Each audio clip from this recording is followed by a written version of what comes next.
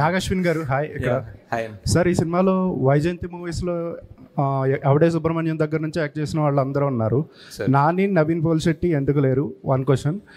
And second one, release రోజున చాలామంది అంటే సోషల్ మీడియాలో కావచ్చు ఎక్కడైనా కర్ణుడి కంటే అర్జునుడే గొప్ప అన్నట్టు ఒక డిబేట్ నడిచింది. వీటికి మీరు ఏమంటారు? అంటే ఆ డిబేట్ రావడం అనేది చాలా మంచిది అనిపిస్తుంది సార్ బేసిక్లీ.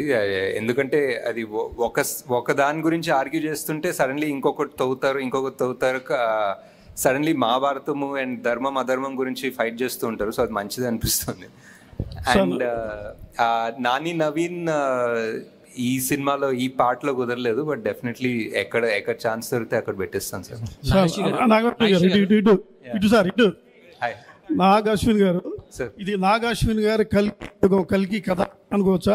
మహాభారతం కాకుండా పూర్తి అంతే ఈ టైటిల్ దొరికింది కాబట్టి నాగాశ్విన్ కల్కి అని పెట్టిన అవసరం. ఇప్పుడు భారతంలో కృష్ణుడికి అశ్వత్థామకి పునర్జన్మ ఉంది, కర్ణుడికి లేదు.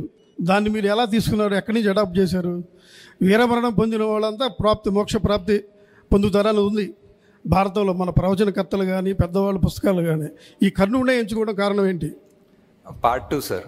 Part 2 okay. అయితే శంబాల నగరం అని కూడా ఉంది ఆల్రెడీ. అక్కడ అతీంద్రమైన శక్తులు, మనుషులు ఉన్నటువంటి వ్యక్తులు, యోగులు, సిద్ధంగా ఉన్నటువంటి ఉంటారు. అవును సార్. మరియమ్మ, తర్వాత ఇంకా క్రిస్టియన్స్ పేర్లు 3 వస్తాయి. దేశంలో వివిధ దేశాల మిగతా వాళ్ళు కూడా చాలామంది ఉన్నారు.